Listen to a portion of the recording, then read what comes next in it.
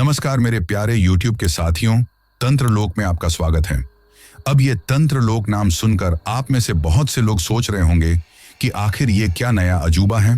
तो दोस्तों, मैं आप लोगों से इस चीज के लिए सिर्फ इतना ही कहना चाहता हूं कि ये हमारा एक नया चैनल है जहां पर आप लोगों को कुछ ऐसी डरावनी कहानियां सुनने को मिलने वाली हैं, जिन कहानियों को सुनते वक्त आपको लगेगा कि जैसे वो सब कुछ आपकी आंखों के सामने ही हो रहा है। इस चैनल पर आपको तंत्र मंत्र और खौफनाक रहस्यों से जुड़ी हुई लंबी लंबी कहानियां सुनने को मिलने वाली हैं। आज की इस कहानी को सुनकर आप लोग जितना ज्यादा हो सके उतना ज्यादा इस चैनल को सब्सक्राइब करने की कोशिश करें, क्योंकि आपके प्यार और सपोर्ट से ही मैं इस चैनल को आगे बढ़ा पाऊंगा। अब मैं आप लोगों का ज्यादा समय खराब ना करते हुए आपको सीधा तंत्र लोक की खौफनाक कहानियों में लेकर चलता हूं, जिनकी शुरुआत हर रोज दिन ढलने के साथ अंधेरा कायम होते ही हो जाती है। नमस्कार दोस्तों, मेरा अस्मिता अस्मिता है और मैं राजस्थान के एक छोटे से गांव लूणकरनसर की रहने वाली हूं। आज मैं आपको मेरे जीवन की एक ऐसी घटना के बारे में बताने जा रही हूं जिसे मैं ना ही तो भूल सकती हूं और ना ही उसे कभी याद करना चाहती हूं। मुझे आज भी वो रात याद है जब मेरे साथ वो रूह कंपा देने वाली डरावनी घटना हुई थी, क्योंकि हमारी लाइफ में बहुत सी यादें ऐसी होती हैं जो चाहकर भी मिटाई नहीं जा सकती। और सिर्फ उस एक घटना के कारण ही कई बार मुझे ऐसा लगता है कि जैसे मेरी जिंदगी दो हिस्सों में बंटी हुई है। एक हिस्सा वो जहां मैं बिल्कुल नॉर्मल थी और दूसरा हिस्सा वो जहां से वो औरत मेरे पीछे लग गई थी। दरअसल जब मेरे साथ वो सब कुछ हुआ था उस वक्त मैं सिर्फ 14 साल की थी, बस उतनी ही बड़ी कि दुनिया को समझने की कोशिश कर रही थी और उतनी ही छोटी कि अकेले डर लग जाए।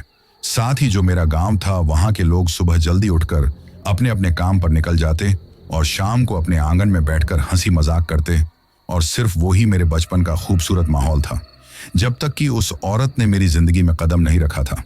दरअसल मेरी जो स्कूल थी वहां तक जाने का रास्ता गांव से थोड़ा दूर पड़ता था, और वो रास्ता कोई सड़क नहीं बल्कि एक कच्ची पगडंडी थी जो खेतों के बीच से निकलती थी। सुबह के समय वो रास्ता अच्छा लगता था, लेकिन दोपहर में वो रास्ता बहुत सूना हो जाता था। गर्मी के दिनों में तो हवा भी मानो थक जाती थी और चलना बंद कर देती थी। वहां उस पगडंडी वाले रास्ते के पास एक पुराना सूखा कुआं था।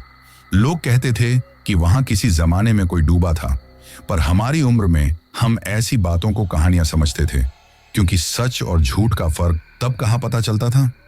उस दिन कुछ अजीब था। गर्मी तो थी ही, लेकिन हवा में एक अनजाना सा बोझ था, जैसे आसमान भी कुछ कहने की कोशिश कर रहा हो। स्कूल से 12वीं क्लास के बच्चों को विदाई दी थी तो जल्दी छुट्टी हो गई थी और इसी कारण मैं अकेली निकल गई थी। बाकी लड़कियां पहले ही अपने घरों को मुड़ गई थीं। मेरे हाथ में मेरा थैले जैसा बैग था। मैं तेज कदमों से घर की ओर जा रही थी, क्योंकि दोपहर की चिलचिलाती धूप हो रखी थी और लगभग 2 बज चुके थे। रास्ता भी बहुत सुनसान था। मैं जल्दी जल्दी चल रही थी, क्योंकि धूप ने गला सुखा दिया था और पसीने से शरीर को इतना भिगो दिया था कि मेरी शर्ट मेरी पीठ पर चिपक रही थी, पर उसके साथ ही अकेले वहां डर भी लग रहा था।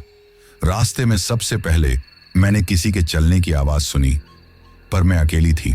मुझे आज भी साफ याद है कि दूर तक उस रास्ते पर कोई नजर ही नहीं आ रहा था, लेकिन पीछे से मिट्टी पर घिसटते पांवों की आवाज आ रही थी।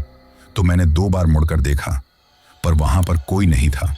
मैंने खुद को समझाया, हवा होगी या कोई जानवर होगा, लेकिन अगले 2 मिनट बाद ही मैंने उसे पहली बार देखा। रास्ते के बिल्कुल बीच में मुझसे थोड़ी दूरी पर अकेले एक औरत खड़ी थी। बहुत दुबली, हड्डियां निकली हुई, कंधे झुके हुए और बाल बिखरे हुए, जैसे कच्चे लोहे की राख में सने हों। वैसे ही लुहारों जैसे हाथ काले और थोड़े जले हुए, और आंखें ऐसी जैसे अभी अभी किसी ने आग में तपा दिया हो। लाल बिना पलक झपकाए वो मुझे ही देख रही थी कि मैं ठिठक गई, क्योंकि इतनी देर तो वहां कोई था ही नहीं, और अब वो अचानक से कैसे प्रकट हो गई थी। फिर मेरे दिल की धड़कन अचानक छाती में ऐसे लगी जैसे बाहर निकल आएगी। फिर मैंने सोचा किसी गांव की होगी, शायद रास्ता भटक गई हो, या इधर आस पास झाड़ियों के पीछे थोड़ी देर आराम के लिए बैठी होगी। मैंने उससे कहा, तुम कौन हो, रास्ता चाहिए? पर वो बस मुस्कुराई, ऐसी मुस्कान जिसमें होंठ कम और दांत ज्यादा दिखते हों। मुझे लगा उसके दांतों पर भी काली राख चिपकी थी, तो मैं डर गई और उसके बगल से होकर तेजी से आगे बढ़ने लगी। पर 10 कदम के बाद जब मैंने फिर पलट कर देखा तो वो गायब थी, जैसे हवा में घुल गई हो। मैं इस बात से बहुत डर गई थी। अगले दिन रविवार था और मुझे खेत जाना था, पर खेत का भी वही रास्ता था। इस बार मैं जल्दी जल्दी निकल रही थी। मन में बुरा सा एहसास था, उस घटना के कारण, पता नहीं क्यों, पर मुझे लगा वो वही होगी और मैं गलत नहीं थी।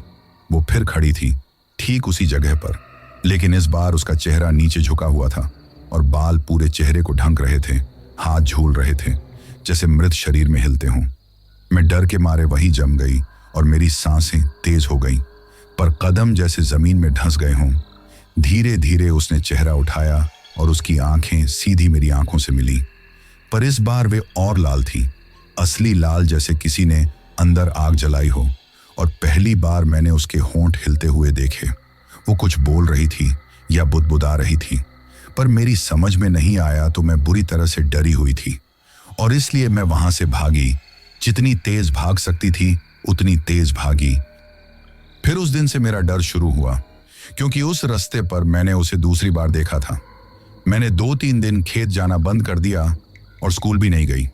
बहाने बना दिए और मम्मी को कहा कि मुझे चक्कर आते हैं, लेकिन काम तो मुझे ही करना था।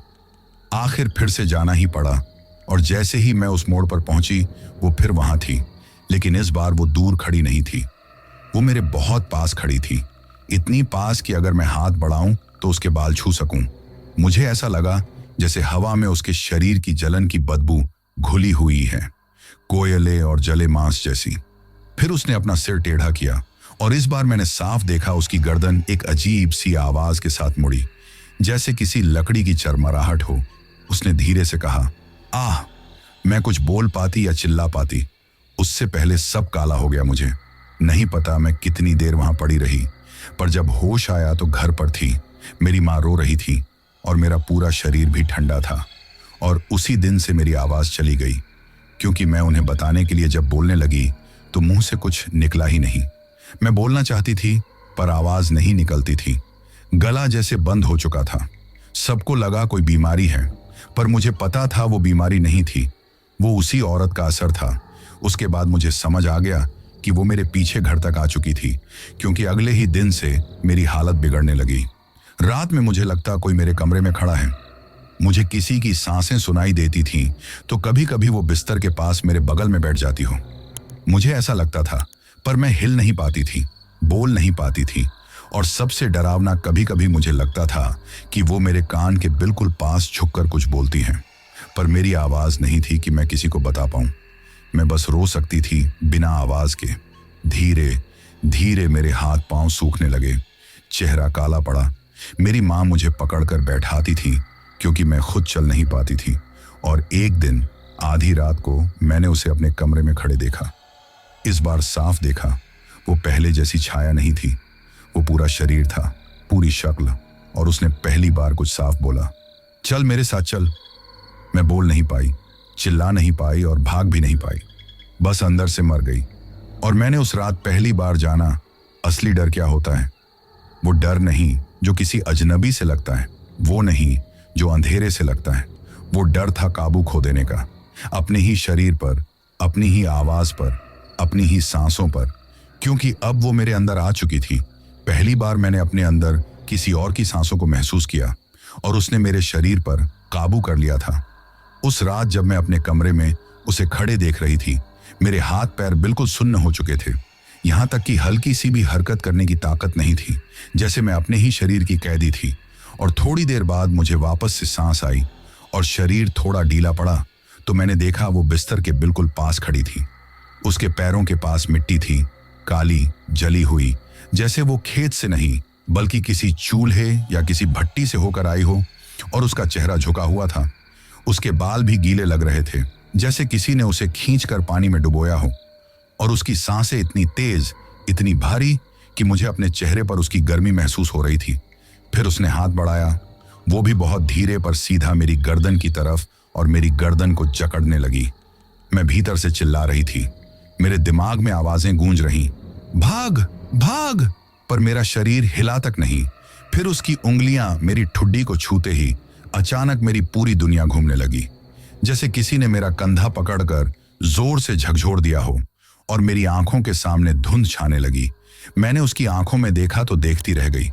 वो बिल्कुल पागल सी थी, कहीं शिकार करने वाले जानवर जैसी और कहीं रोती हुई बच्ची जैसी। मैं चिल्लाने की बहुत कोशिश कर रही थी और तभी उसने अपनी सूखी सड़ी हुई आवाज में मेरे कान के बिल्कुल पास बोला, आवाज तेरी है ही कहाँ, तेरी आवाज अब मेरी है। और उसके इतना बोलते ही मेरी आवाज, जो पहले ही बंद थी, जैसे और भी अंदर खींच ली गई। मैंने अपनी गर्दन पर हाथ रखा, फिर मुंह खोला और फिर से चिल्लाना चाहा, पर मेरे मुंह से सिर्फ खाली हवा निकली। और उसी पल मुझे लगा जैसे वो फिर से मेरे अंदर आने की कोशिश कर रही थी। फिर जो हुआ वो मेरी सोच से परे था। मेरी हालत अगले 10 दिन में बिगड़ गई और उस रात के बाद मैं बिल्कुल नॉर्मल नहीं रही। घर वाले डर गए थे क्योंकि मैं खाना छोड़ने लगी और चलना मुश्किल हो गया था। मेरी आंखें भी अंदर धंसने लगी। मेरे हाथ पांव ऐसे कांपते जैसे कोई अंदर से मुझे खींच रहा हो। पर सबसे बुरी बात, मैं बोल नहीं पा रही थी। माँ जब पूछती क्या हुआ, कहाँ दर्द है, तब सिर्फ मेरे होंठ हिलते पर आवाज नहीं निकलती। अंदर ऐसा लगता जैसे कोई बैठा हो, शब्द रोके, और मुझे हर समय वो औरत दिखती, कभी खिड़की पर बैठी हुई, कभी बरामदे में खड़ी, कभी मेरे पलंग के पैरों की तरफ। पर माँ ने तब समझा कि मैं किसी बुरी नजर की चपेट में आ गई हूं या कोई बीमारी हो गई है। इसलिए सारी जांचें भी करवा ली। सारी मेडिकल रिपोर्ट्स नॉर्मल थी। डॉक्टर्स के भी कुछ समझ नहीं आ रहा था। नजर के टोटके भी अपना लिए, वो भी काम नहीं आए। और फिर वो दिन आया जब मुझे लगभग 2 लोगों द्वारा पकड़कर उठाना पड़ता था। फिर जब मेरे माँ बाप हर ओर से निराश हो गए तो उन्होंने न चाहते हुए भी झाड़ फूंक की तरफ रुख किया और मुझे एक जगह लेकर गए। इस वक्त मैं सब समझ सकती थी, सुन सकती थी, देख भी सकती थी, पर मेरा किसी भी चीज पर कोई जोर नहीं था। अपने ही शरीर में हो रही हरकतों पर मेरा कोई बस नहीं रहा था। इसलिए जब उस जगह मुझे लेकर गए तो मैं पूरी कांपने लगी। मेरा शरीर अंदर जाने से मना कर रहा था, जैसे कोई मुझे मेरे ही अंदर से खींच रहा हो। दरअसल वो एक पूजा स्थल जैसा स्थान था, जहां पर एक मंदिर था, छोटा सा हनुमान जी का, और उसके सामने एक हट्टा कट्टा आदमी बैठा हुआ था और कुछ मंत्र पढ़ रहा था। उसने मेरे पापा को हाथ से इशारा किया और मुझे वो कमरा याद है जिसमें मुझे लाया गया था। हवा में धूप बत्ती की खुशबू थी। वहां दीवार पर हनुमान जी की बड़ी तस्वीर थी। और अचानक वो आदमी जो बाहर बैठा था वो अंदर आया। शांत पर बहुत दृढ़ लग रहा था। वो आदमी मुझे, मेरी हालत देखकर वहां जो और भी लोग मौजूद थे वो सब घबरा गए थे, लेकिन उस आदमी ने एक बार भी घबराहट नहीं दिखाई। बल्कि वो मेरे पापा से भी बड़ी उम्र का आदमी था, इसलिए मेरे लिए सम्मानजनक ही था। तो उन्होंने मेरे सिर पर हाथ रखा। मुझे उनका हाथ गर्म नहीं लगा, बल्कि ठंडा ही था, पर बहुत सुकून देने वाला। फिर उन्होंने पूछा, बोल पाती हैं क्या? मैंने कोशिश की पर गला फटता हुआ महसूस हुआ और आवाज नहीं निकली। तभी उन्होंने मेरी आंखों में देखा, सीधा और बिना पलक झपकाए देखते रहे। और पता नहीं क्यों उसी समय मुझे लगा किसी ने मेरे अंदर छिपी हुई चीज को पहचान लिया है। फिर उन्होंने कहा, यह बीमारी नहीं है। यह सुनकर मेरे माँ बाप फूट फूट कर रो पड़े। उन्होंने बताया कि डॉक्टर हार मान चुके थे। 10 दिन बीतने के बाद मैं आधी रह गई थी और अब तो दिन ब दिन और ज्यादा बुरी हालत हो रही थी, जबकि हर टेस्ट भी नॉर्मल आता था। फिर किसी ने बताया कि माधो जी के पास चले जाओ, तो वो आस लिए मुझे लेकर उनके पास चले आए। उनका नाम माधो जी था। उन्होंने गहरी सांस ली और धीरे से बोले, ये किसी और का असर है जो इसके पीछे पड़ी हैं। उनकी बात सुनकर मेरे रोंगटे खड़े हो गए, क्योंकि माधो जी ने वो कहा जो मैं कई दिन से किसी को बता नहीं पा रही थी। फिर उन्होंने अपना काम शुरू किया। माधो जी ने मेरा सर पकड़ा और मेरी हाथ की कलाई पकड़कर नब्ज भी चेक की। फिर मंत्र पढ़ना शुरू किया। पास ही धूप और लोबान जल रही थी, जिसकी महक हवा में फैलने लगी। कमरा हल्का हल्का गर्म होता जा रहा था और तभी मेरे अंदर कुछ हुआ जैसे कोई छटपटाया हो। किसी ने मेरे सीने के अंदर से अचानक झटका मारा। मेरे हाथ अपने आप मुड़ गए, पैर झटके ले रहे थे। मेरी आंखें ऊपर की तरफ घूमने लगी और फिर मेरी गर्दन से एक आवाज उठी। पर वो आवाज मेरी नहीं थी, वो भारी थी, कर्कश थी, टूटे बांस की तरह। और मैंने महसूस किया कि मेरे अंदर से वो हंस रही थी। लेकिन तब माधो जी ने मंत्र तेज कर दिया और जितना वो पढ़ते गए मेरे अंदर की वो चीज और ज्यादा तड़पने लगी। मेरे कानों में बस एक ही शब्द गूंज रहा था, नहीं नहीं नहीं। पर वह आवाज मेरी नहीं थी। मैं तो बोल भी नहीं पाती थी। उस रात के बाद मैं चलने लगी थी और खाने भी लगी थी। फिर से चेहरे पर रंग आने लगा और मुझ में धीरे धीरे काफी सुधार आता गया, क्योंकि मेरे घर वाले मुझे रोज वहां पर ले जाया करते थे और लगभग 5 से 6 दिन तक यह सिलसिला चला। पर आवाज अभी भी नहीं लौटी थी। माधो जी ने भी शुरू में कह दिया था कि आवाज बाद में आ जाएगी, पहले इसकी जान बचानी होगी। और सच कहूं तो उस वक्त मैं खुद भी यही चाहती थी, क्योंकि मुझे हर पल लगता था कि मैं 2 लोग हूं, एक मैं और एक वो, जो मेरे अंदर छिप कर बैठी थी। जब उनसे मिले 6 से 7वां दिन हुआ था तो माधो जी मेरे गांव आए। शाम होने के ठीक पहले उनके आते ही घर का माहौल बदल गया था, जैसे कहीं कोई भारी चीज हट गई हो। मां ने राहत की सांस ली, पर मुझे मेरे शरीर के अंदर वह चीज फिर से जागती महसूस हुई। माधो जी जैसे ही मेरे कमरे में आए, मेरा दिल इतनी तेज धड़कने लगा, ऐसा लगा जैसे कोई अंदर से भागने की कोशिश कर रहा हो। उन्होंने मेरी तरफ एक नजर डाली और बोले, ये अकेली नहीं है, इसके साथ कोई और भी है। उस वक्त मेरी मां की तो चीख ही निकल गई थी और पाप के तो पैर कांप रहे थे, क्योंकि हम 2 ही बहन भाई थे और वो मुझे बहुत प्यार करते थे। और उस वक्त में उनकी हालत देखकर मैंने पहली बार अपने ही शरीर को अजनबी महसूस किया। और उस वक्त माधो जी ने साफ कहा, वो जो भी चीज है उसे वापस भेजना होगा और ये काम घर के बीचों बीच नहीं हो सकता। इसे सबसे अंतिम कमरे में ले चलो। वो कमरा हमारे घर की पुरानी कोठरी था, जहां धूप भी ठीक से नहीं आती थी और जहां जाने पर हमेशा ठंड लगती थी। उस दिन शाम के 7 बजे थे और उस कमरे में जैसे घनी रात उतर चुकी थी। हम अंदर आए और माधो जी ने चारों कोनों में पानी छिड़का, फर्श पर हल्दी की एक रेखा खींची और बीच में एक कुर्सी रखी।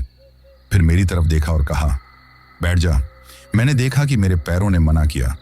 शरीर कांप रहा था, पर एक अजीब सी ताकत मुझे धकेल कर वहां ले गई, जैसे मेरा शरीर अब मेरा रहा ही नहीं था। जैसे ही मैं कुर्सी पर बैठी, माधो जी ने मंत्र शुरू किए तो पहले तो कुछ नहीं हुआ। मैं बस बिना कारण रो रही थी, पर जैसे जैसे मंत्र तेज होते गए, मेरी रीढ़ की हड्डी में एक सिहरन चढ़ने लगी। बैठा नहीं जा रहा था, ऐसा लग रहा था कोई मुझे उठाकर फेंक देगा। और फिर मेरे मुंह से आवाज निकली, लेकिन वो मेरी नहीं थी। वह आवाज भारी थी, टूटी हुई, जैसे किसी ने महीनों से पानी न पिया हो। वो बोली, रोक दो इसे। पर वो आवाज कट रही है और मैं भी ठीक से सांस नहीं ले पा रही थी, क्योंकि यह सब देखकर पूरे कमरे में खामोशी छा गई। सब समझ गए कि वो बोल रही थी, मैं नहीं। मैं भीतर से तो चीख रही थी, ये मैं नहीं हूं, ये मेरी आवाज नहीं है। पर बाहर बस वही औरत बोलती रही थी। और तभी माधो जी ने आवाज ऊंची की और बोले, कौन है तू, क्यों चिपकी है इससे? मेरे गले से एक अजीब सी हंसी निकली, इतनी डरावनी कि मेरी खुद की ही रीढ़ जम गई। और वो बोली, ये दिखी थी मुझे और इसने भी मुझे देख लिया, अब जाएगी मेरे साथ। मैं सब सुन पा रही थी और अंदर से कांप गई थी, पर फिर मैंने तुरंत ही उसे अपने अंदर घूमते हुए महसूस किया और उसी पल मुझे एहसास हुआ वो मेरे गले से नीचे उतर रही हैं। ऐसे जैसे कोई सांप सीने में, पेट में, हाथों में, हर नस में फैल रहा हो। और अचानक से मेरी उंगलियां मुड़ गईं, हड्डियां चटकने लगी, पैर पत्थर बन गए। मैं सब कुछ रोकने की कोशिश कर रही थी, पर कुछ नहीं हो रहा था। मैंने महसूस किया वो अब मेरे अंदर पूरी तरह आ चुकी हैं। और उसी पल माधो जी ने हाथ उठाकर मेरे माथे पर थाप मारी। जैसे ही वो थाप लगी, मेरे शरीर में भूकंप सा आया और मैं झटके खाने लगी। मेरी आंखें उलटने लगी और गले से चीख फूटी, पर वो भी मेरी नहीं थी। और तब कुछ ऐसा हुआ जो आज तक मैं भूल नहीं पाई। माधो जी ने जोर से मंत्र पढ़ा और उसका उच्चारण इतना तेज था कि कमरे की दीवारें कंपन कर रही हों। ऐसा लगने लगा। फिर अचानक ही मुझे लगा जैसे मेरे सीने से कुछ बाहर खींचा जा रहा है। इतना दर्द कि पूछो ही मत, जैसे किसी ने दिल जकड़कर नाखून घुसा दिए हों। मेरी चीख कमरे को हिला रही थी और फिर हल्दी की रेखा के पास काला धुआं सा इकट्ठा होने लगा। पहले छोटा, फिर बड़ा, फिर इतना बड़ा कि एक आकृति बन गई। और उस धुएं में से वही लोहारी जैसी औरत निकली, झुकी हुई, आधी सड़ी, आंखें लाल और सूखी और आंखों में वही गुस्सा। उसने मुझे देखा और फुसफुसाई, तेरी आवाज मेरी थी, मुझे लौटा दे। उसे सुनकर तो मेरी जान ही सूख गई और मैं उस पल पहली बार मौत का सा एहसास कर रही थी, इसलिए बेहोश हो गई। जब मैं बेहोश होकर गिरी तो मुझे लगा सब खत्म हो गया, पर असली डर तो तब शुरू हुआ जब मेरी आंखें दोबारा खुली। मैं वापस होश में आई, लेकिन अकेली नहीं थी वहां पर। मुझे याद है, मैं कोठरी के फर्श पर लेटी थी। आंखें खुली तो ऐसा लगा जैसे पूरा कमरा घूम रहा हो और दूर से माधो जी की मंत्र की आवाज आ रही थी। मेरे माँ बाप मेरे पास थे, पर उनकी आवाज भी जैसे पानी के नीचे से आ रही हो। और यही नहीं, मुझे सबसे ज्यादा डर तब लगा जब मैंने कोशिश की बोलने की। गला हिल रहा था और शब्द भी मन में थे, पर आवाज शून्य, जैसे किसी ने मेरे भीतर से बोली निकाल ली हो। मैंने तुरंत समझ लिया, वो औरत अभी गई नहीं थी, बल्कि वो अभी भी मेरे आसपास ही थी। थोड़ी देर बाद मुझे कमरे में सुला दिया गया। अगली सुबह जल्दी ही माधो जी मेरे घर आए। वो वापस आएगी, अधूरा काम होने पर ऐसे ही लौटती हैं, उन्होंने मुझे देखते हुए कहा। पर उस दिन उन्होंने उपाय के लिए खुद को तैयार कर रखा था। इसलिए उन्होंने घर की चौखट पर तेल, धूप, ऊन की एक छोटी सी गठरी और चावल रखकर कुछ मंत्र पढ़े और मेरे हाथ से उन सभी चीजों को स्पर्श करवाया। फिर मेरे सामने ही एक कलछी में सरसों का तेल गर्म किया और उसमें मेरे हाथ से स्पर्श किया हुआ एक फूल फेंका। तेल शांत होना चाहिए था, पर उसमें बुलबुले उठने लगे, जैसे कोई अंदर से उबल रहा हो। फिर माधो जी ने मेरे पापा की तरफ देखते हुए गंभीर होकर कहा, ये इसी के पीछे थी, काफी समय पहले से। मेरी मां तो यह सुनकर ही कांप गई और पापा की आंखें भी डर से फैल गईं। मुझे याद है, उस वक्त मेरे अंदर इतनी कमजोरी थी कि मैं ठीक से खड़ी भी नहीं हो पा रही थी। पर जैसे ही माधो जी मंत्र पढ़ते, वैसे ही मेरी गर्दन अपने आप साइड में झुक जाती, हाथ मुड़ जाते और आंखें अपने आप ऊपर चली जाती। पर मैं तो चाहकर भी रोक नहीं पाती थी वो सब। फिर माधो जी उस दिन चले गए और उस दिन की रात मेरे लिए मुश्किल हो गई। मैंने किसी को बताई नहीं थी ये बात, पर आज बता रही हूं। उसी रात जब सब सो गए और मैं अकेली कमरे में लेटी थी, तब मुझे लगा खिड़की के बाहर कोई खड़ा है। पहले मैंने सोचा भ्रम है, फिर खिड़की की सलाखों के बीच एक औरत के हाथ की पतली काली उंगलियां दिखाई दी। वो अंगुलियां धीरे धीरे अंदर आती जा रही थी। इस वक्त मैं चीखना चाहती थी, पर पहले की तरह ही गला हिल रहा था और आवाज नहीं निकल रही थी। फिर मैंने बाहर से उसकी आवाज सुनी, तेरी आवाज मुझे वापस दे दे। ये सुनकर मेरा तो खून ही जम गया और उसी पल खिड़की पर ठक ठक हुई, जैसे कोई सिर टिकाकर अंदर झांक रहा हो। मेरे पूरे शरीर में सनसनी दौड़ गई। डर के मारे मैंने कंबल सिर पर डाल लिया और आंखें बंद कर ली। और कसम खाती हूं, उसने मेरे कान के पास आकर फुसफुसाया, मैं यहां हूं, मैं गई नहीं हूं। सुबह मैं कांपती हुई उठी और बिना आवाज के इशारों में मां को रात की बात बताई। वो सब सुनकर मां डर गई और तुरंत माधो जी को बुलाया और माधो जी ने कहा, आज आखिरी रात है। उन्होंने घर में चारों तरफ कुछ चीजें छुपाई, तुलसी, गंगाजल, सफेद धागे और दरवाजे पर चावल की एक रेखा खींची। फिर गंभीर होकर कहा, कल तो कुछ नहीं था, पर आज रात इसके लिए सबसे भारी होगी। जो होना है आज ही होगा और कल तक सब खत्म हो जाएगा। और उनकी बात सुनकर मेरी रीढ़ ठंडी पड़ गई। अब भला और क्या देखना बाकी रह गया था। इतना कुछ तो झेल चुकी थी और अब ज्यादा डर भी लग रहा था, क्योंकि मुझे पता था वो भी आज रात आने वाली हैं और वो मुझे छोड़ेगी नहीं। और सच में उस रात जो हुआ वह मैं आज तक शब्दों में बयान नहीं कर पाई। माधो जी ने मुझे पूरी तरह चेताया था और शाम को ही साफ कह दिया था कि रात जरा भी आसान नहीं होगी, पर डरना मत, जो भी होगा खत्म आज ही होगा। लेकिन मैं अंदर से जानती थी आज वो जरूर आएगी, क्योंकि पिछली रात उसने खिड़की पर अपना सिर टिकाकर कहा था, मैं गई नहीं हूं। और जब कोई चीज ऐसा कहकर जाए तो वो लौटकर जरूर आती है। उस दिन घर का माहौल पूरी तरह से बदल चुका था शाम होते होते, और मुझे ऐसे महसूस हो रहा था जैसे घर में अजीब सी घुटन फैल गई थी। दूसरी तरफ मेरी मां भी टेंशन के कारण बार बार दरवाजे बंद कर रही थी। पापा चुपचाप हाथ दबाए बैठे थे, जैसे उनका अपना खून सूख रहा हो। मेरा छोटा भाई भी था, पर उसे उस वक्त से पहले ही बुआ के पास भेज दिया गया था, क्योंकि पापा नहीं चाहते थे वो मुझे इस तरह से देखे। मैं कमरे के एक कोने में बैठी हुई थी, गला बिल्कुल बंद था और आवाज गायब हो चुकी थी, लेकिन दिल की धड़कन इतनी तेज कि कानों में धमाधम सुनाई दे रही थी। सूरज ढलने लगा और अंधेरा घर में धीरे धीरे उतरने लगा। फिर माधो जी मेरे पास आए। उन्होंने घर के बीच में एक दिया जलाया, कमरे में गंगा जल छिड़का और मेरी खाट के पास एक लकीर खींचकर बोले, ये लकीर मत पार करना और ये भी समझो वो आ जाएगी। उस वक्त में उनके बोलने के लहजे में जो गंभीरता थी, उसने मेरे हाथ पैर सुन्न कर दिए। और यही कारण था कि मैं लेटी नहीं थी, बैठकर दीवार के सहारे सर टिकाए बैठी हुई थी, क्योंकि आंख बंद करते ही उसके चेहरे की झलक आती थी और फिर माधो जी की बात याद आ जाती थी। मैं घर में छाए सन्नाटे को महसूस कर पा रही थी। घर पूरा शांत था, हर आवाज गायब थी। मम्मी पापा उन दिनों बहुत ज्यादा टेंशन वाली स्थिति से गुजर रहे थे और उनका ख्याल दिमाग में रह रहकर आ रहा था। फिर अचानक ही टक टक की आवाज आई और वो आवाज मेरे कमरे की खिड़की पर से आ रही थी। डरी हुई तो मैं पहले से ही थी, अब तो मेरी सांस भी वहीं रुक गई थी। जब तक मैं बैठी रही तब तक टक टक की आवाज बढ़ती जा रही थी, पर धीमी धीमी और लगातार। वो आवाज मेरे कानों को चिर रही थी। धीरे धीरे खिड़की की सलाखें हिली और यह देखकर मेरी रगों में खून जमने लगा।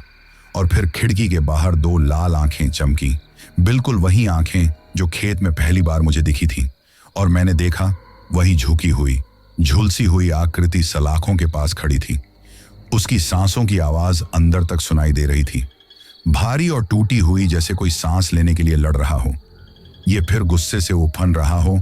और फिर उसने वही आवाज निकाली, आवाज लौटा दे। उसका बोलना था कि दरवाजा अपने आप खुल गया। मेरे देखा कि कमरे का दरवाजा धीरे धीरे अजीब सी आवाज के साथ खुला और फिर सन्नाटा छा गया। मैंने कभी इतना सन्नाटा नहीं सुना था, इतना गहरा कि दिल की धड़कन भी तेज सुनाई दे रही थी। दरवाजे की चौखट के बाहर मुझे अंधेरे का एक धब्बा दिखाई दिया और फिर वो धीरे धीरे कमरे में सरक आया और धुआं जैसे काले साए में बदलने लगा। यह देखकर मेरी तो सीटी पीटी ही गुम हो गई थी, पर माधो जी की बनाई लकीर के पास आकर वो धुआं जैसा काला साया रुक गया और वो लुहारी अपने रूप में आ गई। उसने लकीर को छूने की कोशिश की और हाथ पीछे झटक दिया। उसकी उंगलियां जल गई थीं, पर उसने फुसफुसाकर कहा, तू बाहर आ जा, मेरे पास आ जा। मेरी आंखों में आंसू भरे थे, मैं चाहकर भी बोल नहीं पा रही थी। मन बार बार चीख रहा था कि काश मैं किसी को बुला पाती। फिर अचानक बाहर चल रही आंधी के कारण खिड़की से हवा आई और वो हल्दी की लकीर थोड़ी मिट गई। और यह देखकर मेरे रोंगटे खड़े गए। मुझे लगा आज तो मैं गई। वो थोड़ी देर वहीं खड़ी मुझे देखती रही और मुझे भी लगा वो वहीं रहेगी, पर उसके पैर जमीन को छुए बिना धीरे धीरे तैरते हुए मेरे पीछे आ गए। और थोड़ी ही देर बाद मुझे लगा वह मेरे सिर के ठीक पीछे आ गई हो। मैं महसूस कर सकती थी उसकी ठंडी बर्फ जैसी सांस मेरे सर के पीछे पड़ रही थी। और फिर उसने मेरे बालों को छुआ। फिर धीरे धीरे एक गंदी सड़ी हुई उंगली मेरी गर्दन पर उतरी और डर के मारे मेरी रीढ़ में बिजली दौड़ गई। मैं हर बार की तरह ही चीखना चाहती थी, लेकिन आवाज तो जैसे चुरा ली गई थी। उसने मेरी गर्दन के पास झुककर कहा, तेरी आवाज में मेरी है और मैं तुझे लिए बिना नहीं जाऊंगी। उसकी आवाज कर्कश थी और अब उसकी जकड़न मेरी गर्दन पर थी। पर तभी अचानक से माधो जी कमरे में घुसे और दरवाजा जोर से पूरा खुल गया। मैंने देखा कि माधो जी के हाथ में एक दीपक था और साथ ही वो मंत्र जैसा कुछ बुदबुदा रहे थे। जैसे ही दीपक की रोशनी कमरे में पड़ी, वो औरत पीछे हटकर दीवार से चिपक गई। वो उस छोटे से दीपक की रोशनी से भी जल रही थी, तड़प रही थी जैसे कोई जलते लोहे को पकड़ लिया हो। उसके मुंह से लगातार आवाज निकल रही थी, आवाज आवाज आवाज, मैं नहीं छोड़ूंगी, इसकी आवाज। और तभी माधो जी बिल्कुल मेरे पास आ गए। इस बच्ची की आवाज तेरी नहीं है, जिसने छीनी है तेरी आवाज, तू उसके पास जा। फिर उन्होंने यह बोलकर अपने दूसरे हाथ में ली हुई भभूत उस पर मारी और उस औरत ने दर्द में चीख मारी। इतनी तेज चीख कि दीवारों के कोने हिल गए, कमरा कांपने लगा, दिया और तेज जलने लगा। पर इन सब से मेरी छाती पर और ज्यादा जोर का दबाव पड़ा, जैसे कोई पकड़कर मुझे अंदर खींच रहा हो। और फिर मेरी आवाज अचानक लौट आई। मैं एकदम से चीखी, मम्मी। मैंने सोचा भी नहीं था कि मेरी आवाज वापस भी आ जाएगी या वो मुझे छोड़ देगी, पर मेरी आवाज एक झटके से निकल गई। 1.5 से 2 महीने तक हम जूझते रहे थे। इन सब से और इतने वक्त बाद मेरी आवाज का वापस आ जाना हम सब के लिए बहुत ही बड़ी बात थी। मैं बुरी तरह से बिलख कर रो पड़ी और जैसे ही मेरी रोने की आवाज निकली, वो औरत धुएं की तरह फटकर गायब हो गई। पूरा कमरा खाली था, एक अजीब सा सन्नाटा था। बस मेरी ही रोने की आवाज गूंजती चली जा रही थी। माधो जी ने मेरे मम्मी पापा को अंदर आने से साफ मना कर रखा था, पर अब मैंने गहरी सांस ली और कहा, खत्म हो गया। माधो जी ने मेरी तरफ देखा और मेरे सर पर हाथ रखते हुए मुस्कुरा दिए। हाँ और नहीं भी। मैं उनकी बात का मतलब समझ नहीं पाई, पर इतना समझ गई थी कि कहानी यहीं खत्म नहीं हुई थी। और मेरे दिल को भी पूरी तरह ही शांति नहीं मिली थी, क्योंकि जैसे ही वो औरत गायब हुई, कमरे में एक अजीब सी ठंड छोड़ गई थी। ऐसी ठंड जो कंबल, आग, धूप किसी चीज से नहीं जाती। और सबसे डर की बात, मेरे कानों में अब भी उसकी टूटी हुई हड़बड़ाई आवाज गूंज रही थी। तेरी आवाज मेरी है और मैं तुझे नहीं छोड़ूंगी, जो भी हो। पर उस रात पहली बार मैं खुलकर बोली और अपनी माँ और पापा की गोद में सिमटकर बहुत रोई। वो दोनों भी पूरी उम्मीद खो चुके थे, पर अब जब उनकी भी जान में जान आ गई थी तो वो भी रो रहे थे। लेकिन हम सबको अंदर से एक डर ये था कि आवाज वापस आई है, पर क्या वो अब भी आएगी? लेकिन फिर जब उस रात मेरी मम्मी ने मेरे लिए अच्छा खाना बनाया, और मैं बता नहीं सकती कि कितने दिन बाद हम सब ने सुख और चैन के साथ एक साथ खाना खाया था। रात को हम तीनों ही नीचे छटाई बिछाकर साथ ही सो गए। फिर सुबह के वक्त सब साफ हुआ, क्योंकि अगली सुबह जब माधो जी आए तो उन्होंने कहा, अब इस घर में कुछ बताना जरूरी है। ये लड़की यूं ही उसकी पकड़ में नहीं आई थी। मम्मी पापा घबराए हुए बैठे थे और मैं उनके बीच में चुपचाप, पर हम तीनों ही उन्हें गौर से सुन रहे थे। तभी माधो जी ने मेरी आंखों में देखकर कहा, तूने उसे पहले भी देखा था? पहले तो मैं समझी नहीं, क्योंकि मैंने तो उसे शायद ही देखा हो। मुझे तो वो याद ही नहीं थी, पर फिर अचानक दिमाग में जैसे कोई ताला खुल गया। हाँ, मैंने उसे पहले भी देखा था, लेकिन ये याद मुझे कभी पूरी तरह आई ही नहीं थी।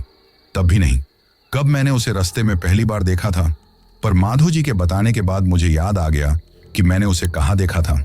दरअसल 2 साल पहले की एक गर्म दोपहर थी, जब हमारी बकरी अपनी रस्सी तुड़वाकर खेत की ओर भाग गई थी, तो मम्मी ने मुझे उसे लाने के लिए भेजा था। अब क्योंकि वो घर का काम कर रही थी, इसीलिए मैं ही उसे पकड़ने चली गई। वही खेत से थोड़ा आगे एक पुराना पीपल पड़ता था। उस पुराने पीपल के पास मैंने पहली बार एक औरत को देखा था। वो ऐसे बैठी थी जैसे मानो चूल्हे के पास बैठी हो, और ऐसी थी जैसे लुहारी एक छोटा चिमटा पकड़े हुए, पर उसके आसपास न चूल्हा था न कोई धुआं। वो तो बस बैठी थी।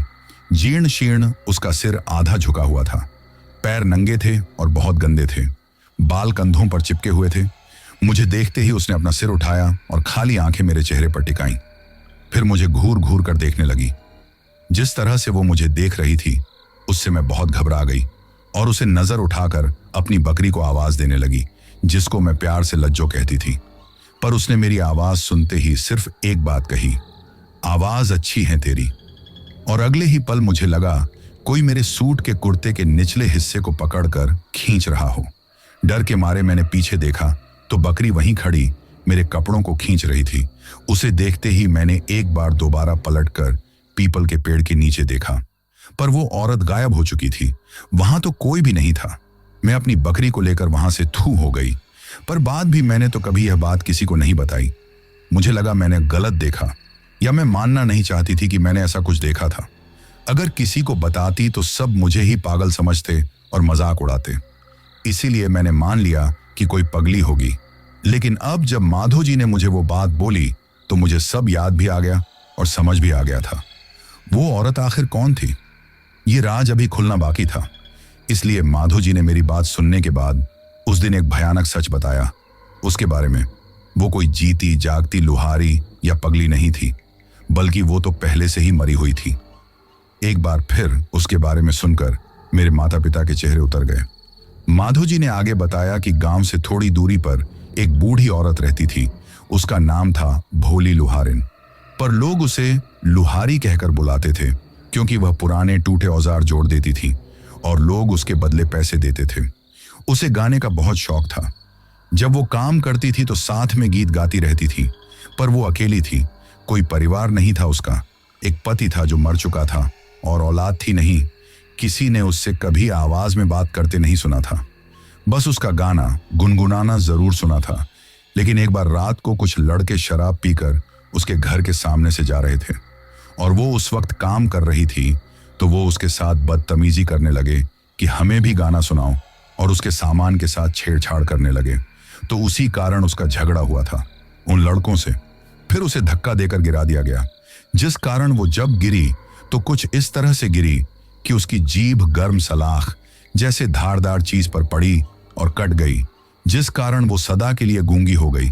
और उस हादसे के बाद कुछ ही दिनों में धीरे धीरे उसकी हालत बिगड़ने लगी। आखिरी दिनों में वो लगातार बोलने की कोशिश करती रहती थी, जैसे कह रही हो, मुझे आवाज चाहिए, मेरी आवाज लौट आओ। पर बाद में वो ज्यादा दिन नहीं निकाल पाई और वो मर गई। लेकिन उसकी आत्मा अपनी खोई हुई आवाज लेने किसी भी लड़की के पीछे पड़ जाती थी, जिसकी आवाज मीठी, साफ और जोरदार हो। उसी लड़की के पीछे वो लग जाती थी। और इन्हीं सब के चलते मुझसे पहले जिस लड़की को उसने शिकार बनाया था, उसके घर वाले तंत्र मंत्र का टोटका करवाकर उसे उस पीपल में कैद कर गए थे, क्योंकि उधर कोई जाता नहीं था, खासकर लड़कियां तो बिल्कुल नहीं जाती थी।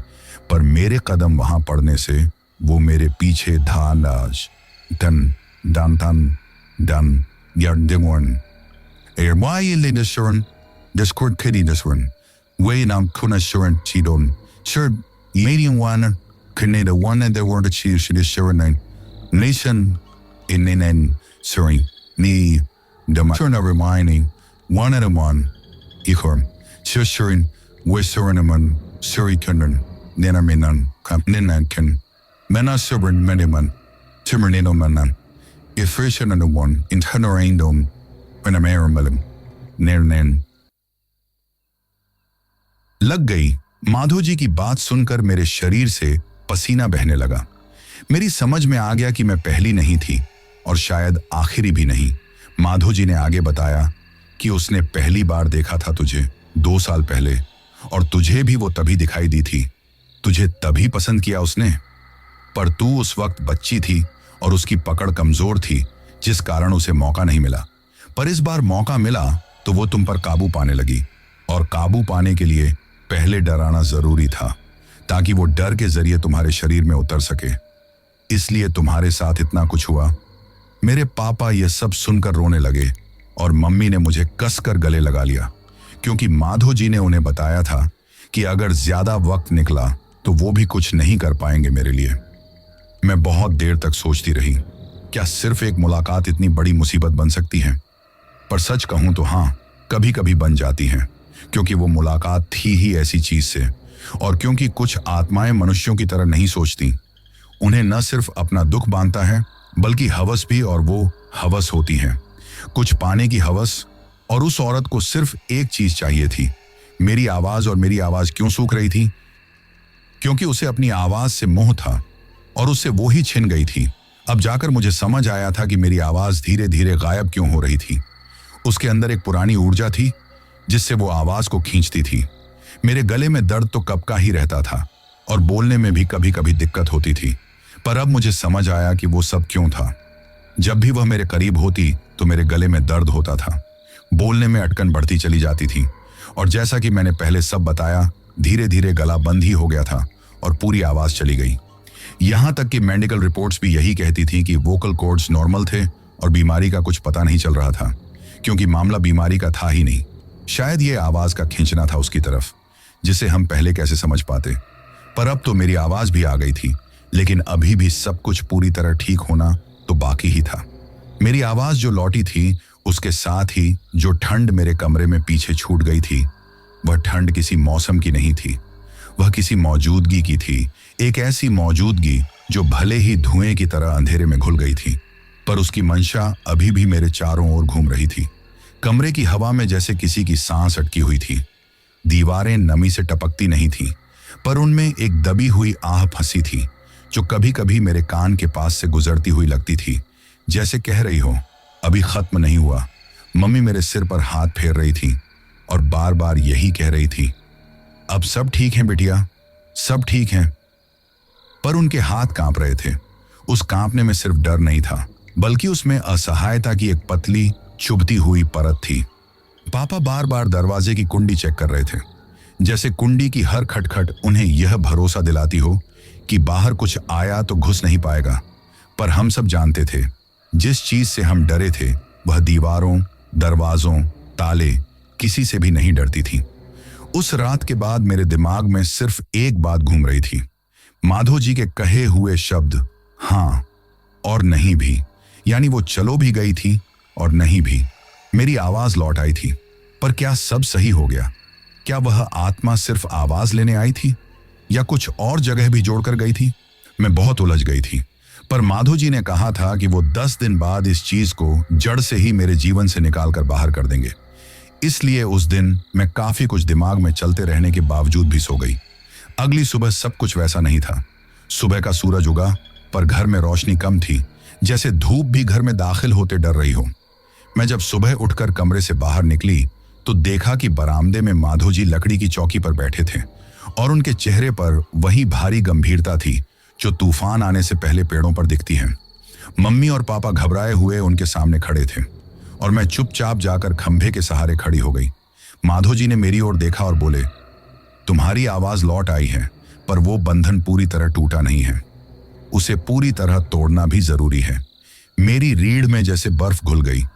मैं हर मोड़ पर आकर यही सोचती थी कि अब तो सब कुछ ठीक हो जाएगा, पर फिर मुझे बताया जाता कि नहीं, अभी तो और भी कुछ छूट गया है। और इस बार भी ऐसा ही कुछ सुनने को मिल रहा था। पता नहीं और कितना जूझना बाकी रह गया था। उस वक्त में अच्छी आवाज होना मेरे लिए एक अभिशाप सा लगने लगा था मुझे। माधो जी ने आगे कहना जारी रखा, वो अभी भी तुमसे जुड़ी हैं। उन्होंने धीमी गर्म सांस छोड़ते हुए कहा, धागों की तरह तुमसे उसके बंधन जुड़े हैं। अदृश्य धागे जो उसने तुम्हारी आवाज में बांध दिए थे। उनकी बात समझना आसान नहीं था, पर मैं समझ पा रही थी कि वो मुझसे जुड़ी हुई थी। अभी भी फिर मैंने हिम्मत करके पूछा, अब क्या होगा? उन्होंने आंखें उठाईं। उनमें दुख भी था और चेतावनी भी। अब अंत होगा, क्योंकि जिस दिन तुमने उसे देखा था उसी दिन एक और दरवाजा खुल गया था। पापा चौंक पड़े। अब भला कौन सा दरवाजा खुल गया था? इतने उपाय तो कर चुके थे वो लोग और अभी भी पीछा नहीं छोड़ रही थी। वो तो गुस्सा आना भी सही ही था। पापा उसी गुस्से के हवाले बड़बड़ा रहे थे, हमने तो सब बंद किया था, उपाय करके अब और क्या ही रह गया। पर माधो जी उनकी तकलीफ समझ सकते थे, तो वो शांत बने रहे। उन्होंने मेरे पापा से कहा, बाहर का दरवाजा नहीं, अंदर का दरवाजा खुल गया है, वो भी तुम्हारी बेटी के अंदर का दरवाजा। मेरी सांसें अटक गई। उनकी आवाज भी बोलने के साथ ही भारी हो गई थी। तेरी आवाज में जो कंपन है वो दुर्लभ है। उसी कंपन से वो आत्मा आकर्षित हो गई थी और तुम्हारे साथ इतनी ज्यादा जुड़ गई कि अब छूटना मुश्किल हो गया है। उनकी बात से मेरे पैर थोड़े लड़खड़ा गए और मैंने पूछा, मतलब क्या वो फिर आएगी और मुझे ले जाएगी? माधो जी बोले कि डरो नहीं बेटा, वो तो आएगी, पर इस बार समझने आएगी ना कि तुम्हें ले जाने। ये सुनकर मेरा गला फिर भारी हो गया। ऐसा लगा जैसे कोई अदृश्य हाथ मेरी गर्दन पर हल्का दबाव बना रहा हो, पर वो बस मेरा डर ही था, जिसके कारण मुझे वो सब जो हो चुका था वो याद आ रहा था। फिर अगले 10 दिन तक माधो जी ने मुझे एक ताबीज दिया जिसे मुझे पहने रखना था, और फिर 10वां दिन भी आया। माधो जी जल्दी ही हमारे घर पर आ गए थे। उन्होंने पूजा और एक अनुष्ठान की तैयारी पूरी की, और फिर उस दिन की दोपहर तक हमारा घर वैसे घर जैसा नहीं रहा। दीवारों पर पीली हल्दी के हाथों के निशान लगे, खिड़कियों पर काला धागा बांधा गया, बरामदे में घी की लौ जलती रही और मम्मी घर के हर कमरे में गंगा जल को छिड़क रही थी। धूपदान में कपूर, राल और काले तिल जल रहे थे और उनका धुआं ऐसा था जैसे घर में कोई पुराना किस्सा जलकर उड़ रहा हो। फिर सारे काम निपटते हुए शाम गिरने लगी, पर शाम ढलते ढलते दीवारें ठंडी पड़ने लगी थी। ठंड इतनी कि मेरी उंगलियां सफेद पड़ने लगी, और माधो जी ने पहले ही सबको चेता दिया था, इसीलिए जो भी हो रहा था सब उसके बावजूद भी घबरा नहीं रहे थे। अब मम्मी ने जब मेरी अंगुलियों को देखा तो कहा, ये फिर से कहीं मेरी बच्ची को परेशान न करने लग जाए। पर माधो जी ने और मेरे पापा ने उन्हें इस वक्त में खूब अच्छे से समझा दिया था।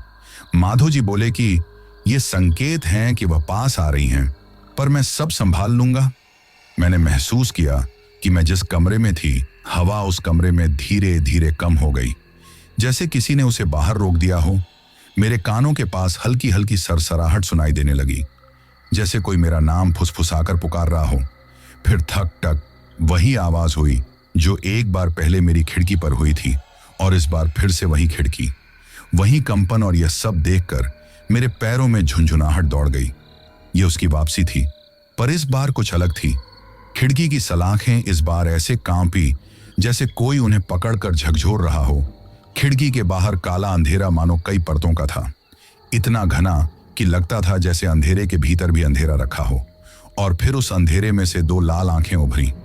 मैं तो जानती थी कि यह वही है, पर मेरी मम्मी ने मेरी बांह कसकर पकड़ ली, क्योंकि उन्होंने यह नजारा पहली बार देखा था। मैं कुछ कदम पीछे हट गई, क्योंकि मेरी मम्मी ने डर के मारे मुझे पीछे की ओर खींचना शुरू कर दिया था। वो वही आकृति थी, झुकी हुई, जली हुई, चीखों की राख से ढकी हुई, टूटी सांसों वाली। मेरे मन में एक एक याद जैसे जाग गई हो, और मैंने ऐसे महसूस किया जैसे बीच के वो 9 दिन जो मैंने अच्छे से गुजारे थे, वो तो कहीं धुआं ही हो गए थे। लेकिन उसी वक्त मैंने गौर से देखा कि इस बार उसकी आंखों में गुस्सा नहीं था, बल्कि कुछ और ही था, कुछ ऐसा जिसकी बेचैनी मेरे दिल तक पहुंच रही थी, क्योंकि शायद वो मेरे शरीर के रह चुकी थी, इसलिए मैं उसे थोड़ा बहुत समझ पा रही थी। और मैंने उसकी भावनाओं को खुद में महसूस किया। मुझे लगा जैसे वो मुझे कुछ कहना चाह रही थी, पर उसके लिए उसे मेरी आवाज चाहिए थी, जैसे कोई दुख वर्षों से दबा हो और अब फट रहा हो, पर वो उसे शब्द नहीं दे पा रही थी। माधो जी इसे देखने के बाद मंत्र पढ़ने लगे, और उनकी आवाज में एक लय थी। वो लयबद्ध आवाज जमीन से उठकर हवा में फैलने लगी, पर जैसे ही उन्होंने पहला मंत्र बोला, वो औरत चीख पड़ी। उसकी चीख बस मुझे ही सुन रही थी, ऐसी चीख जो कान चटका दे, ऐसी चीख जिसमें कोई बांध टूट रहा हो। वो धीरे धीरे खिड़की की ओर पास आ गई और अचानक से गायब हो गई। फिर वो जब दोबारा दिखाई दी तो वो कमरे में दरवाजे पर खड़ी थी। उसके पैरों के नीचे जमीन नहीं थी, या यूं कहूं, उसके पैर जमीन से थोड़े से ऊपर उठे हुए थे। दर्द और आग के बीच फंसी हुई, ऐसे लग रहा था जैसे मंत्र उसे जला रहे हों। अचानक उसने मेरी ओर हाथ बढ़ाया और बोली, तेरी आवाज मुझे दे दे। मैं कांप गई कि आवाज के पीछे इतना भी क्या पगलाना, कि उसके अलावा उसे कुछ दिखाई ही नहीं दे रहा था। वो तो बस मेरी आवाज के पीछे हाथ धोकर पड़ गई थी। मैं भी जोर से उस पर चिल्ला पड़ी, मेरी आवाज अब मेरी है, मुझे छोड़ दो। मैंने भी उसका विरोध करते हुए कहा, क्योंकि मैं उकता चुकी थी बुरी तरह से। तेरी आवाज ही, उसने गले से आती जली आवाज में कहा। ऐसा लगा उसके भीतर से आवाज निकल नहीं रही थी। मेरा दरवाजा है, तेरी आवाज मुझे जाना है, मुझे मुक्त होना है।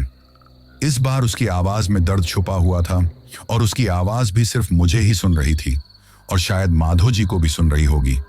बाकी मेरे मम्मी पापा तो मुंह फाड़े मुझे देखे जा रहे थे। उसके शब्दों में पहली बार डर और दर्द था, और वो भी एक अनोखा दर्द जो मुझे अंदर तक हिलाने लगा। मैं उससे मुंह फेरना चाहती थी, पर फेर नहीं पा रही थी। उसका दर्द मुझे मेरे भीतर भी महसूस जो हो रहा था। उसी वक्त पर माधो जी जोर से चिल्लाए, ये तुझे नुकसान नहीं करने आई, ये पूरी होना चाहती हैं और मुक्त होना चाहती हैं, और क्योंकि तेरे जरिए इसे खुद की मुक्ति का रास्ता दिख रहा है, इसलिए यह दोबारा आई है। मैंने उनकी ओर देखा। वो दोबारा मंत्र पढ़ने लगे, क्योंकि वो मेरे भीतर आ जाने को तैयार बैठी थी, और माधो जी उसे रोके हुए थे। मेरे सामने अचानक सब साफ होने लगा। मुझे भी लगा कि अब इतना झेल ही लिया है तो थोड़ा और झेल लेती हूँ, क्योंकि हो सकता है कैसे जैसे आज मैं इससे पूरी तरह छूट जाऊं, पर कल को यह किसी और लड़की के पीछे ऐसे ही पड़ जाएगी, और मैंने जो कुछ झेला शायद उसे भी वही सब झेलना पड़ेगा। और शायद हो सकता है इसे बचाने के लिए माधो जी जैसे कोई इंसान भी मिले न मिले।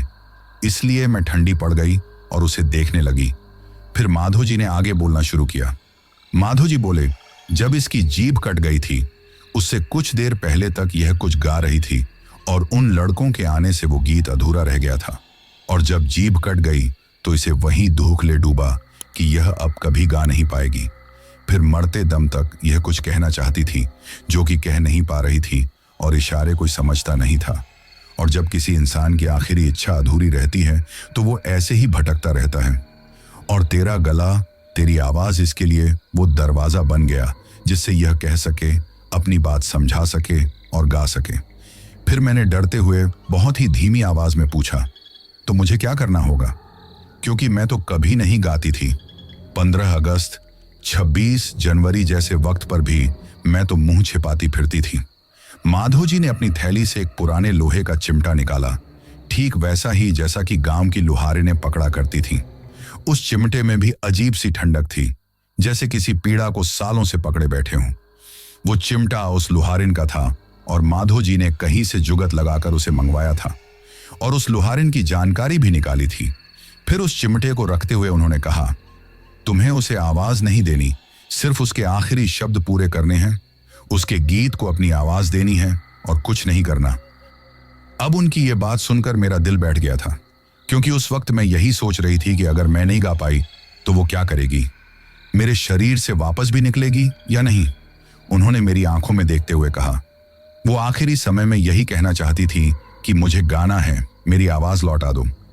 तू बस इसे बोल दे कि ठीक है, तुम मेरी आवाज में गा लो, ये बोल दे और उसे अपने अंदर आने दे। अगर कुछ हुआ तो मैं हूं ना, संभाल लूंगा, अब तक भी तो संभाला है। तेरे छोटे से काम से वो मुक्त हो जाएगी। मम्मी ने भी इस बार तो भरे हुए स्वर में कहा कि बोल दे बिटिया, और जो वो चाहती हैं कर लेने दे, इससे सब खत्म हो जाएगा और तू ठीक हो जाएगी। उनको देखकर साफ नजर आ रहा था कि उन्हें माधो जी पर कितना विश्वास हो गया था। पापा ने भी हामी में सर हिलाया और फिर होना क्या था, मैंने भी बोल दिया कि ठीक है, तुम मेरी आवाज में गा लो, जो भी गाना है। बता भी नहीं सकती ये छोटी सी बात बोलने में कितना भयंकर डर लग रहा था। और मेरे बोलने के तुरंत बाद माधो जी ने अपने मंत्र की आवाज धीमी कर ली और मैं कांपते हुए उसकी ओर देखने लगी। वो धीरे धीरे मेरी तरफ बढ़ने लगी और उसकी लाल आंखों में आंसू जैसा कुछ चमक रहा था। वो सिर्फ आंसू ही नहीं थे, बल्कि दर्द का पिघला हुआ लावा था। यह उसकी मुक्ति का क्षण था और उसने देखते ही देखते मेरे अंदर प्रवेश कर लिया। मैंने कांपते होंठ उसकी आवाज में उन शब्दों को दोहरा रहे थे, मुझे गाना है, मेरी आवाज लौटा दो। इस बार आवाज बिल्कुल स्पष्ट थी और उसी की थी, और इतनी ही कोमलता और लचीलापन लिए हुए थी। मैं भी महसूस कर सकती थी और सुन सकती थी। बस अब मेरे अंदर से इन सब का विरोध हट गया था और मैंने उसे बोलने दिया। मेरे मम्मी पापा भी शांत पड़ गए थे। कमरे में एकदम शांति छा गई। हवा नॉर्मल चल रही थी और दिया जो अभी तक कमरे के कोने में पड़ा पड़ा झपझाप रहा था, वो स्थिर हो गया। माधो जी के द्वारा जलाए गए लोबान और धूप में उठता धुआं ठहर गया था और फिर वो औरत मेरे शरीर पर अपना काबू पाते हुए धीरे धीरे नीचे झुकी और मुझे मेरे चेहरे पर उसका सुकून महसूस हुआ। उसकी जली उंगलियां जो मैंने हमेशा से देखी थी, आज उनकी जगह वो मेरी अंगुलियों से उस चिमटे को छू रही थी। उसने बहुत हल्की टूटी फुसफुसाहट में कुछ कहा, पर जैसे शब्द निकल नहीं रहे थे। फिर मेरे हाथों से उसने चिमटे को थाम लिया और मेरा शरीर जमीन पर ढल गया। फिर मैं घुटने को मोड़कर चिमटे को पकड़े बैठ गई और दीवार की तरफ शून्य में कई देर तक घूरती रही। फिर मेरे कंठ से उसकी आवाज फूटी। वो कोई पुराना लुहारिनों का लोकगीत गुनगुनाए जा रही थी। वो भी मीठी और सुरीली आवाज में। मैं उसकी खुशी, उसका दर्द सब महसूस कर पा रही थी और उसका गाना भी सुन पा रही थी। अब मैं जा सकती हूं, उसने गीत पूरा करते हुए कहा और मेरे शरीर से बाहर खड़ी हुई। वो मुझे दिखाई दी। मैंने देखा कि उसके पैर धुएं में बदलने लगे थे और उसका शरीर राख की तरह हवा में घुलने लगा था। उसकी लाल आंखें बुझ गई थीं और उनकी जगह दो नॉर्मल बूढ़ी सी आंखें थीं जो मुझे स्नेह और आशीर्वाद से भरकर देख रही थीं। फिर पीछे बस एक आवाज ही रह गई, तेरी आवाज अब सदा के लिए तेरी है। मैं निढाल होकर जमीन पर गिर गई और वो पूरी तरह गायब हो गई। वहां उसका कोई अवशेष अब बाकी नहीं था, जिस कारण कमरा अचानक हल्का हो गया और हवा में एक गर्मी लौट आई। जो भी ठंड अब तक थी वो तो जैसे कहीं खो सी गई थी। फिर मैंने देखा कि दिए की लौ भी सीधी होकर जल रही थी। सब कुछ ऐसा हो गया था जैसे घर की दीवारों ने लंबी सांस लेकर खुद को स्थिर किया हो, और पहले की तरह ही सारा घर अब एक हल्केपन के साथ मुझे देख रहा हो। मैं वहां लेटे हुए ही सब देखती रही और अचानक से मम्मी रोते रोते मुझे पकड़कर बैठ गई। फिर पापा मेरे पास आए और पहली बार राहत से मुस्कुराए, जिस कारण उनको देखते हुए माधो जी ने कहा, अब सच में सब खत्म हुआ। अब मेरे गले में एकदम हल्कापन था और शरीर में भी। मैं पहली बार बिना किसी दर्द के बोल पा रही थी और माधो जी को देखती चली जा रही थी। उस वक्त मुझे समझ नहीं आ रहा था कि माधो जी ने किसकी मदद की थी, मेरी या फिर उस लुहारी की। पर जो भी हो, उस रात महीनों बाद घर में शांति की महक थी और वो महक सबके दिलों में उठ रही थी। लेकिन कहानी यहीं खत्म नहीं हुई।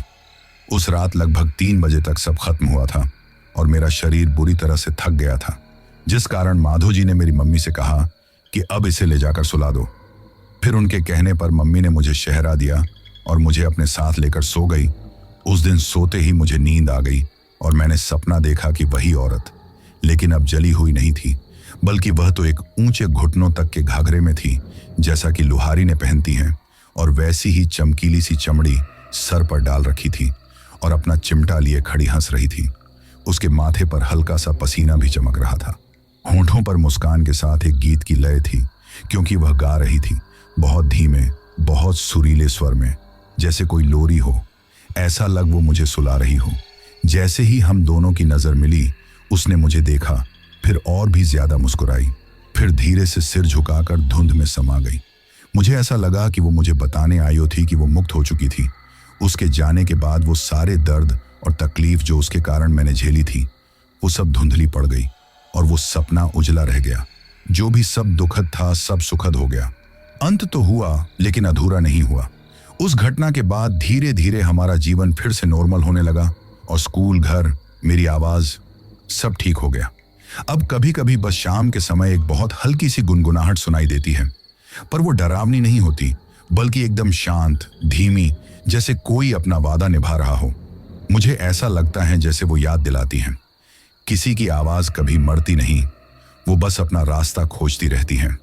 उस वक्त जो भी हुआ, पर आज मेरी आवाज, अब वो सिर्फ मेरी हैं, पूरी तरह, हमेशा के लिए। और एक बात, आज बहुत साल बीत गए उस बात को, पर मैं आज भी माधोजी पास जाती हूँ और उस मंदिर पर माथा टेक कर आती हूँ, क्योंकि इस सुखद अंत का कारण वही थे। तो दोस्तों, ये थी हमारी आज की कहानी। कहानी आपको कैसी लगी, ये आप मुझे कमेंट बॉक्स में कमेंट करके जरूर बताना। और दोस्तों, अब इस चैनल पर भी बेनाम की तरह ही रेगुलर स्टोरीज आने वाली हैं, तो आप लोग अब हर रोज स्टोरी सुनना मत भूलना। इसके बाद मैं उन लोगों के नाम लेता हूं जिन्होंने पिछली स्टोरी सुनने के बाद कमेंट करके ये बताया था कि वो कहां से कहानी सुनते हैं और उनका नाम क्या है। तो सबसे पहले लक्ष्मी सोनी है पंजाब से, राजश्री हैं ठाणे मुंबई से, पवन हीना हैं कैथल से, शाकिर अंसारी हैं मुंबई से, राजकुमार वाइबा हैं गोकर्ण नेपाल से, साकी हैं बांग्लादेश से, पूनम हैं सोनीपत से, अख्तर हुसैन हैं बारामूला कश्मीर से, रूमा शंकर हैं असम से, अरविंद भाई, राज, रिंकल, दीप, सोनल और स्वरा हैं राजकोट गुजरात से, जीएम शेख हैं अहमदाबाद गुजरात से, नीलम गायकवाड़ हैं मुंबई से, राजवीर बन्ना हैं दूदू जयपुर राजस्थान से, फैजान अहमद हैं भोपाल से, शरीफ हैं सूरत से, जितेंद्र मौर्य हैं बरेली से, रोहित जाटव हैं बिहार से, दीपक ठाकुर हैं दिल्ली से, नोखा लाल हैं यूपी से, और सबसे लास्ट में फैजान अहमद हैं भोपाल से। तो दोस्तों, ये थे उन लोगों के नाम जिन्होंने पिछली स्टोरी पर कमेंट करके हमें बताया था कि वो कहां से कहानी सुनते हैं। इसके साथ ही अगर अभी तक भी आप लोगों ने चैनल को सब्सक्राइब नहीं किया है, तो जल्दी से चैनल को सब्सक्राइब कर लो, क्योंकि आपका ये छोटा सा सहयोग मेरे लिए बहुत ज्यादा मायने रखता है।